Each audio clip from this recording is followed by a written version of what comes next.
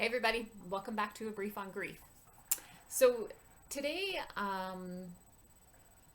something's present for me regarding abundance, and in this crazy awesome journey that I've been on the last few years of living completely differently than I used to.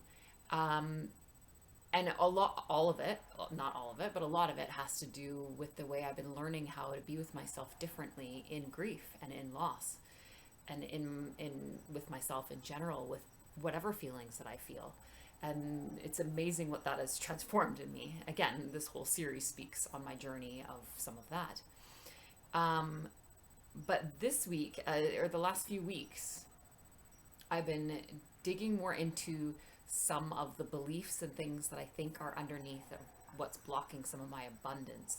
So abundance is our birthright. We literally are on this planet to experience abundance of everything. Money, love, freedom, joy, happiness, whatever you can think of. It's all energies of the universe, and we're supposed to be living a life abundantly with all of this. A few years ago, I had no clue. So this might sound like fluff to you. I get it. I get it. But it's absolutely the truth for me now, and it's all that I experience and all that I know that I can create for my future. But we all have, all of us, because we all have this birthright and we all have this ability to have abundance. But and why we're not experiencing it is that we have a lot of fears and programming and beliefs about how we're not supposed to have it, or how mostly that it's dangerous to have it. So if I have a lot of money, then that's going to jeopardize my relationships. If I have a lot of time and freedom, that's going to jeopardize my relationships. If I try to have an abundant relationship, then I won't have enough time for myself or my career and goal aspirations. It's all of this one or the other we see. So that's just an example of one thing that can limit how much we bring into our lives. The other thing, which is a big fear of mine and a big fear of many, is even with myself being able to be with myself differently in loss and grief, is still that fear of losing stuff, right? There's still a fear of experiencing that grief. It doesn't feel good. And that sometimes we limit ourselves from the stuff, the amazingness and the abundance waiting to come into us, because we don't want to feel the joy and the pleasure of having it just to lose it. And I knew that was present. I've worked with that fear a little bit, but something else popped up for me this week recently, and of another way that I'm limiting abundance. And when I specifically think about some of the money abundance beliefs that I'm working with and fears, and it's the one where that I'm limiting my abundance to fit in. So as you may know, and especially if you know Brene Brown's work, one of the universal truths and the universal desires of all humans is to belong, is to belong, to feel like they belong, to belong with the people that they care about, to belong with their community, belong with the world as a whole. And she stresses how we can abandon ourselves for that need and that desire to belong with other people. So her work talks about choosing to belong to yourself first, and that may make you stand out and be different. And because we're all different and we're all unique, and we're actually made to stand out in our unique ways because we have unique gifts to share.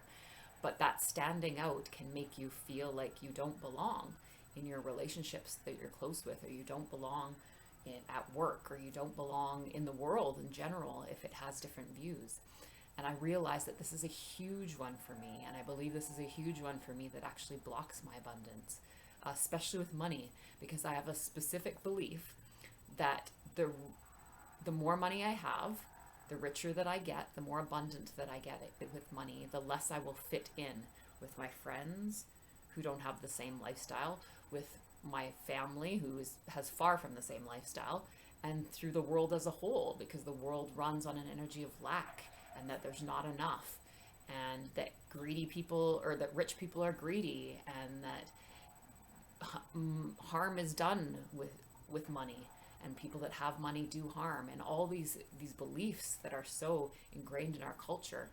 So not only if I have more money, I feel like I'm an outsider in my groups of people, but I fear also that I'll be like the target of people's resentment that they have against money, right? Again, because I know this because I've had some of those views and thoughts about people before in my past growing up, because it was the money and the abundance and stuff that I wanted for myself that I didn't have. So, that often happens when we see something in somebody else that we don't have. We can judge it, right? Or try to make it undesirable so that it's less painful that we don't have it. So this one is a huge one for me. It's related to different relationships, like in my current life, with friends and family, but also for the future, right? I fear that the more I go on this journey, because this is what I'm struggling with now, that feeling like an outsider. With what I've changed, the way I look at the world and the way I live in the last few years, it has made me kind of feel like an outsider to the people, and it's kind of changing my relationships with my friends and my family, and not all towards the bad, but some towards the like discomfort and unfamiliar, and it's hard. So I realized, of course, there's still a fear under there, right? There's that fear of being more and more different and how that's going to change, and any change, of course, is a loss. So there's grief involved in that change.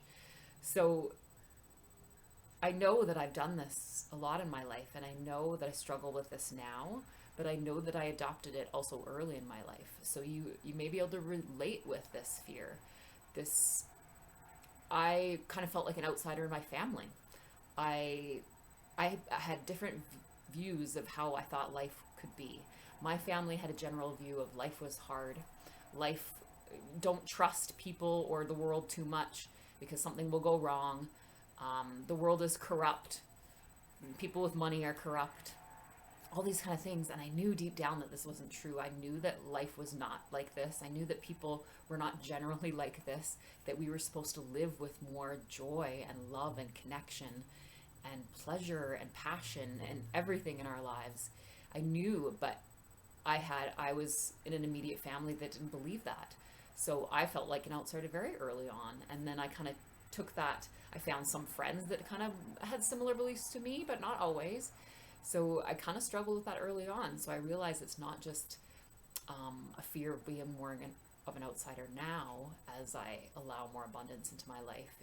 I realized that it was always a feeling that I had as a bit of an outsider, or doing things or thinking differently than my family and the rest of the world.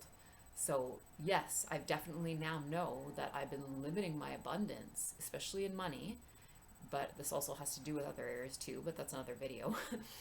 It has to do with, fearing that the richer I get, the more the people in my life won't be able to relate to me as much, because I'll be living very differently, and I may be living the way that they want to live. So I'm scared of people resenting me.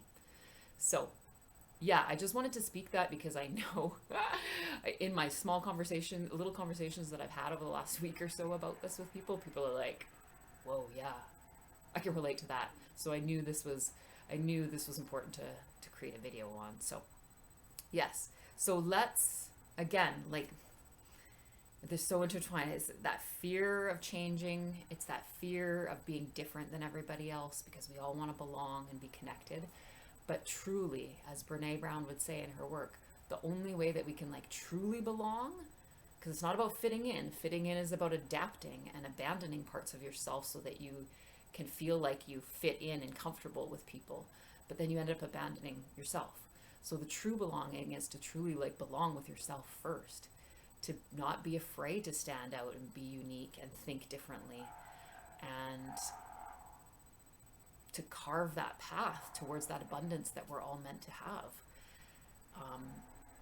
So yeah, I'm going to continue excavating these beliefs and these fears that I know are playing a role in limiting my abundance and going forward. And good luck on your guys' journey. And I'll see you next episode. Okay, bye.